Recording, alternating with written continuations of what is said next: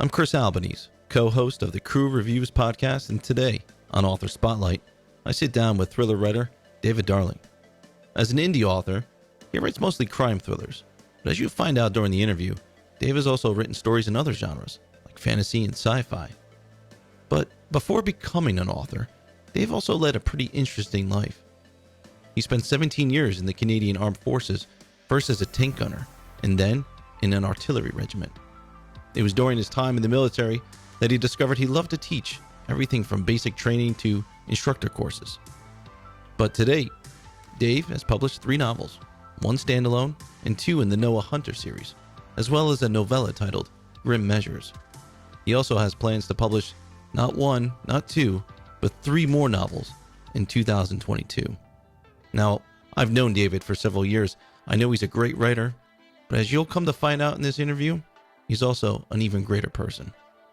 But before we get to the interview, do me a favor, hit the subscribe button down below and give the video a thumbs up. Thanks.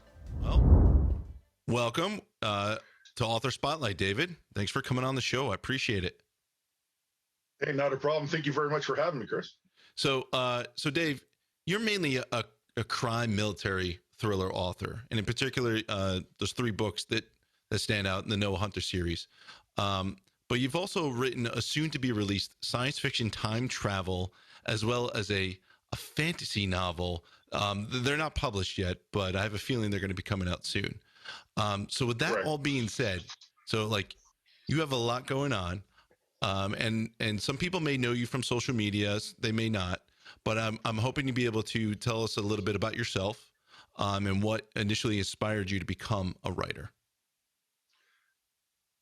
Well, long story short, I had absolutely zero interest in writing. However, as you can tell from behind me, give you a quick scan. I got thousands of books still. Right. I can't get rid of them. If I'm going to be a hoarder, I might as well collect. Well, that's a good that's a good problem to have, hoarding books. And about 4 years ago, I was off with shoulder surgery. I was getting my shoulder operated on, and I was reading a book and a half a day, 2 books a day, and then I picked up a book and I was reading it. I wish I kept it because it was so inspirational. To get me to write, because it was the worst book I had ever read in my whole entire life. 50 pages in, and I'm like, you got to be kidding! This guy got published, and this guy's book is out. And I go, the words that changed my life were, I could write a better book than this. Yeah. And I was going to be off for months, and really I had nothing else to do, nothing but excuses. So I said, okay, let's do it. I got some life experience. Let's try it out. So I did. I wrote, if you could see it right there, it's Serve in the Shadows, Recruitment, a military paranormal type novel. I couldn't, very well do a Brad Thor or a Brad Taylor type novel. So I threw my own twist in, and it took me a while, took me quite a while. And the day I was finished, I was ecstatic, overjoyed. And that the feeling of accomplishment, even if nothing ever happened with it, I wrote a book. And not many people can say that. Yeah, not many people can say that. Who was the first person you told? Who was the first person you told that you had written the book or written the last line or the end? Who was the first person you said that to? It was my mother. Yeah.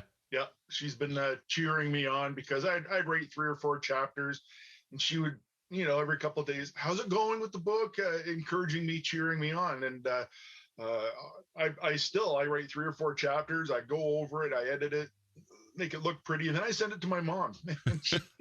She's the first person to read my work. And, you know what's so funny, Dave? You and I, very similar. I do the exact same thing, just about. My mother, she missed her calling. She should have been an editor. She reads all my stuff and gives me pointers and whatnot. So it's funny that your mom does the same thing. So that's hilarious. So you have the books behind you. You have the 4 books behind you. You said it was paranormal, military crime.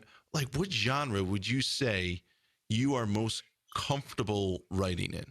Or is there not a genre that you're not comfortable writing in? for me, I'm the most comfortable when I have the whole entire story and I can see it from beginning to ending. I could see every chapter. I could see every development and twist through to the end, whether that's a time travel, space novel, a fantasy, swords, dragon, whatever novel, or a police crime detective novel. It just, as soon as I get the idea and the concept, I get pumped, I get excited, and I'm like, oh man, this is going to be good. Yeah. And then I write all my notes down. Sometimes my notes for a whole book are, I one page. Like, it's just of absolutely nothing. And that part alone just gets me going. Like right now, I'm writing a fantasy magic novel, and within the last, I think it's been 8 days, I'm at about 17,000 words. And you wrote 17,000 words in 8 days. Oh, I'm so jealous. Well, the good news is Sunday was good. I did a good block of about 5,500 words. Wow. So that pumped me up. So, but if I write 1,500 words a day, like this morning, I got up early and I wrote before work. I'm still working full time. So, I managed to crank out about 750 words early this morning before anyone else here got up. And that's I do something similar. I either write early in the morning or late at night. But I mean, you mentioned, you were writing before you went to your job. Right. Lots of writers, a lot of authors, writing is not their full-time job. So I'm taking, since you mentioned it, writing's not your full-time job. You actually do something other for a living. I mean, could you tell us what you do for a living? Is that still secret? Or can you tell us, how about this? You tell us what you used to do for a living, because you've changed careers. And then maybe if you could talk about what you do now, then, let us know. Well, one of my careers, I was in the Army Reserves. So I was a tanker. I drive, fire, and crew command. I've thoroughly loved the tanks. I enjoyed it. My knees aren't enjoying it right now. 30 years later, after jumping in and out of trucks, off the tanks, when that old sergeant looks at you and he says, "Hey, climb down, 3 points of contact at all times," you go, "Oh, yeah, okay, I'm 21. I'm indestructible." Right? No, yeah, no. Yeah, I'm 31 years later after that, I'm not indestructible. And but the good part was I enjoyed teaching. I was teaching with the Army since about 96, and I did that for 17 years, and I loved it. It was just an incredible experience, and I wouldn't give it up again. But I would go full time with the Army quite regularly, and then when I wasn't doing that, I was a mailman. So winter's coming, getting pretty cold. Hey, let's go teach on a few courses. Right. And, end of April, let's go back to work. So Dave, it worked out rather well. Dave, I'm not gonna lie.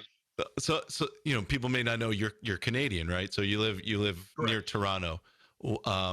As a postman in the United States, they say rain or shine, they deliver, or snow, they deliver the mail. Is it the same for Canadians? Theoretically. However, everybody's worried, everybody's concerned about safety. So this year, I'm going on 24 years with Canada Post as a mailman. This last winter was the first time I've ever been told, "No, it's snowing too hard. It's dangerous out there. Don't go out." No kidding. We almost all had a heart attack. Like, are you kidding me? Oh, okay. Well, hang around, look busy, and then go home. Wow. So, yeah, I mean, I live in the Mid-Atlantic area of the East Coast, and so we get maybe one snowstorm a year, and they cancel school for the kids. They cancel school for like a week, 10 days. The plows come out. They tear up the road because there's no snow on the ground, but they tear up the roads. Oh my gosh. And then the mail won't get delivered. It's just ridiculous. There'll be no snow. So I can only imagine. So you briefly talked about some of the books that are behind you. But you do have a book coming out soon, right? I do. Can you tell me about that story? Yep. You want to grab it? here we go. It's Noah Hunter, the Noah Hunter series, and this is book 3. It's a course of action, and it comes out May 31st, 2022. And what? So well, Dave, what sparked the idea? I mean, I know it's a continuation of your Noah Hunter series, but what sparked the idea for course of action?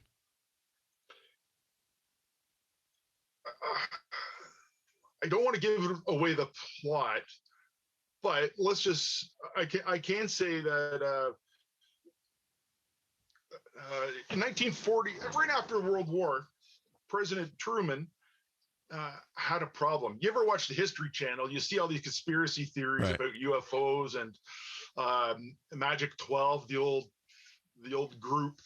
Some people know what's going on. So so Truman actually did create a public relations task force to just deal with the public, so he didn't have to worry about the UFOs. Project Blue Book, wasn't it? No, that was later. That was later. That was with the Army Air Force. So, but anyway, this is how Magic 12, the idea and concept, got created. I went with the theory, well, what if by accident Truman had given them executive privilege? So there were 2 executives instead of just the president. This group also had some executive powers. It's one of the original deep state. In fact, this has been brought up so many times. Then the FBI investigated this in the early 70s, and this is where Project Blue Book started. And then, however, the FBI and other government organizations couldn't prove that this existed. And everybody's like, well, of course you're not going to prove it because you're in on it. Right. Or you know about it. So anyway, I went with that. So basically the story is a police detective in a small town in Wyoming, 18 years ago, on his first case at the department, dealt with a kidnapping of a little girl. She was never found, and he's always wondered about it. And 18 years later, they had information that not only was she still alive, but had grown to be an adult. And so he and his old partner at the time go in and investigate. And then the powers that be that are hidden in the shadows are trying to shut them down. And when they can't shut them down, they try and take them out permanently. And that's where the book takes off. And then you find out about all this other stuff later on. So I'm not giving away too much. Yeah, I know, but so, I'm intrigued by some of that, because the whole power structure of the U.S. government, and then you throw aliens in there, and then you got a crime thriller mystery. Like, it seems like it'd be perfectly up your alley. So with Noah Hunter, talking to. Go ahead. Yep. Go ahead. Sorry. Go ahead. No, please. I was worried about the deep state aspect of it. And I go, is this viable? Is this going to really work? And I go, who do you talk to about the deep state? Oh, I wonder. I wonder. Chris Howdy. Yeah. Hell of a guy whose novel just came out. His next novel just came out. So I talked to him, and I sent him a few of the chapters, and he read it over, and he goes, yeah, he goes, it's your world. You can make this work. And he encouraged me, and he got me going. And so I did make it work. So I thought it worked out rather well. So that's pretty amazing. Chris Howdy actually has a book. His first book was titled Deep State, which is hilarious. But as you've just talked about, as I have found, and likely as you have found, thriller authors, the thriller writing community is very supportive of each other. We were talking before that you actually sought some help from another thriller Canadian author who's been very successful, Simon Gervais, and I think you mentioned that he's been instrumental in shaping the idea or the course of where you want to go as an author, like published, traditionally indie, self-published. Can you talk a little bit about that? For sure. I had questions, and I had posted a few things on Twitter about should I self-publish, should I keep querying, etc. And it all started Eric Myers is Simon's literary or his agent, Mm-hmm. and Simon goes, well, messaged me, and so I had sent Simon my query letter that I've been using for my novel, and he goes, just let me know, I'll send it to my agent, and then have him, you'll look at it and you'll get back to you, do this, don't do that.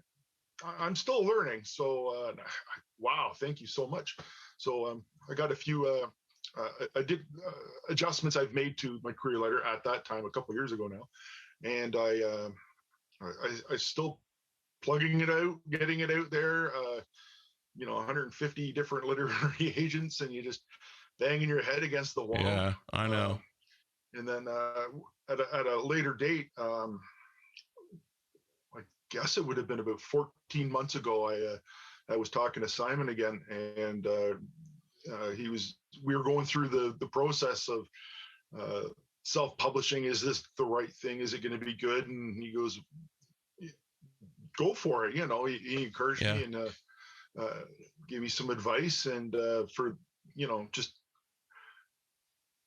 I don't want to fangirl, but he's he's awesome. He's the level of he's the time to hunt guy. He's the and he's taking time out for some. Hey, let's face it, I've only doing this 4 years. I'm the new guy on the block. Right. And he took the time out to help me, and for that, I'm always appreciative of that, for sure. So the community as a whole, the writing, the thriller community, just incredible. So for that, I'm extremely thankful. I totally agree with that. I wonder, a lot of authors, myself included, we put some of our friends, family into our stories, either by name or personality traits. Have you done that? And is Simon Gervais one of your stories? No, I haven't put Simon in. However, I've done that all the time. For my first book, I just used a couple Army buddies' names. Right. And I start out usually with the intentions. They're just placeholders. By a click of a button, I could change it through the whole manuscript, but they're placeholders until I come up with something. And, after a couple months of staring at these names and writing them out and getting the character there, they're real. And I go, oh, sorry, I can't change your name now. This is it. So I end up using it. So I got buddies and family, and they're all in my books somewhere here and there. Only the person reading it wouldn't know who it is usually. So right. Well, so earlier you mentioned how you usually think about the story and you have it. The book ends. I wonder if you have it all written out. And this is the classic question: Are you a plotter? Do you write everything out? Are you a pantser, or are you like somewhere in between where you have the big ideas and then you just write and figure out where it goes in the middle? For the first few novels, I was a pantser. I literally winged it. I didn't know what I was writing until I actually sat down at the keyboard and my fingers were moving, and it felt like I was the first person to read the book. I'm like, wow, hey, that's a good idea. Where'd that come from? Right. Yeah, that's cool. Excellent. And then I turn around and I've been hearing it because I'm researching it. I'm still learning. And everybody's like, well, I write out what's happening per chapter, the big scenes. I write everything out. And I'm like, okay, well, let's try that. So I wrote out for Grave Choices, one of those books there. I wrote out 26,000 words for the whole novel, how it's going to go. Wow. And I'm impressed and I loved it. And then I started writing. By the time I got to chapter 13, everything was off the rails, and it didn't even follow that plot line anymore. It was gone because I listened to the characters, I listened to the plot, and I go, well, my main character, he wouldn't do this. Why would he do this? It didn't make sense. So I kind of had to follow logic, and I kind of threw out 26,000 words summation. Got rid of it. That reminds me of Kyle Mills. We on the crew reviews, we ended up speaking with Kyle Mills. He writes the Vince Flynn books. He writes like a 50,000 word outline. It's basically like the whole story, and then he just plugs in the particulars. But I think I'm similar to how you are, where I have an idea where the chapters are going to go, and by the time I get there, the characters are like over here doing something else. I'm like, well, yeah, I guess we're not doing this because the story's going this way. But I enjoy that. Well, so I wonder if you enjoy that too. Like you're learning, like you said, you're the first time reading the story and you're like, hey, this is pretty cool because you're the first eyes on it. Yeah, I do enjoy that. However, when I was writing my time travel novel, basically it's about an FBI agent that just stumbles upon an ancient secret guarded by the president since 1783 and blah. Anyway, however, with the time travel novel, I had to write it out more because I had 38 pages across my living room floor at one point, because if some guy's jumping back and forth through time, some scenes are replayed again, and this had to make sense, but it didn't make sense in chapter 4, but it had to make sense in chapter 34. So interesting. It was really dependent upon, it was so interwoven at times. 38 pages across my living room floor of the timeline. Very cool. Very cool. It happens. Well, let me ask you, what do you find is the most satisfying part of writing? I would say even just this morning, I was up at 5:30. I had my cup of coffee, sat in my big comfy leather chair, and I put the laptop on my lap, and the house is quiet, and I didn't intend to start writing. I was going to look at emails, look at social media, watch a YouTube video, blah, blah, blah. And then I'd left the Microsoft Office open, and then I caught the last word of my last chapter. And I went, it doesn't quite make sense. New eyes in the morning. So I fixed that. And then I read that last paragraph, and then I read half the chapter I wrote before, and I don't really remember reading it. And I read it again this morning, and it was good. It was probably the best writing I have ever had. And it was concise. I loved it. I don't really remember writing it. And I'm like, obviously I wrote it, but because it's right here in front of me. That's awesome.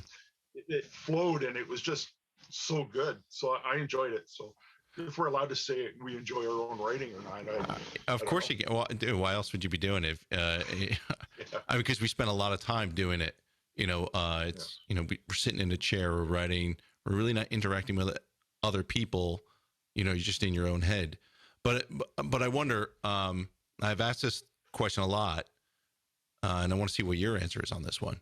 So character, plot, setting, pace, theme, or tone, 6 things. Which of those do you think is the most important aspect of storytelling? Character, plot, setting, right. Pace. I've heard this question a few times. I've never been asked. You could have interesting characters that are fascinating. It's like people. I've met people that I can just sit down with them and they could read the phone book and I'd be enthralled. Right. However, without a plot backing up the characters, it doesn't mean anything. So for me, I would have to have plot, characters, and then sprinkled in and around there, you got to have the tension, you got to have the suspense. Right. To keep those pages turning, to keep the reader engaged. So yeah, I would definitely put plot first for myself. Plot then characters. Got it. But I've also learned, now that I'm on book 3 of a series, with book 3 of a series, I've also learned that character development doesn't need to all happen within the first half of a book. Yeah. No. Of the first book. I'm enjoying growing Noah Hunter as the character in book 3. So we're you're learning more about him. Right. It's like Court Gentry. You just the pacing for you get the character arc in the story, But if you're writing a trilogy or a long series, you get the character arc through all of those books, and that's pretty cool. So no matter the level of an author's success, and you mentioned Mark Rainey, all at one point or another feel that imposter syndrome.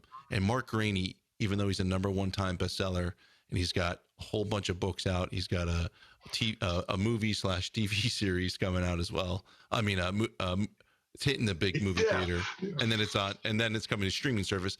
They all go at one point have that imposter syndrome. Why do you think that is? Well, first, it has to be self-doubt. There has to be some sort of self-doubt in what we do. Same as an artist painting a picture on canvas, and you look at it. You've done it for you. It's your work, but now you want to share it with others. And like, why would I be an artist? Or like, and all of a sudden you're famous, or you're right, or you don't even need to be famous. You're popular. People like and enjoy your work. I struggle with that almost every day, especially as an artist. As a novelist or a writer, you got to get thick skin and put that behind you, because, like I said, I've queried at one point over 150 different literary agents. Wow. And great work. I love your work. Oh, fantastic story. It's just not for me. Somebody else will pick it up. I go, man, there's the self-doubt right there. It's just somebody's dropping it on you out of a bucket. Yeah. We definitely all get that. If you like my work, you like the story, tell me what's wrong. Hey, do you want me to change the character to a girl? Come on, I can do that stuff. No? Okay, well then, sorry. Well, time to move on. Well, David, I want to thank you for taking the time to come on and speak with me on Author Spotlight. How can the people who are watching this, how can they find your books? Do you have a web address? Why don't you put that out? David Darling Books, all one word.com. I got a book tab. You can order and see all my books there, and also what's new, what's coming out, and what I'm working on, usually a few samples as well.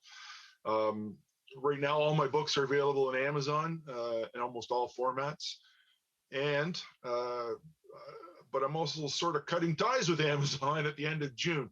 Okay. So that'll also mean that you'll be able to order my books anywhere at any small or big bookstore anywhere in the world. Awesome. They'll be able to order it. So May 31st, you have Course of Action coming out, right? That's number 3, the Noah Hunter series. Course of Action. There it is, folks. Book 3 in the Noah Hunter series. So I'm going to put all the links on the show. Dave, thanks for stopping by Author Spotlight and speaking with me. And you and I are always interacting on social media, so we'll continue that banter as well.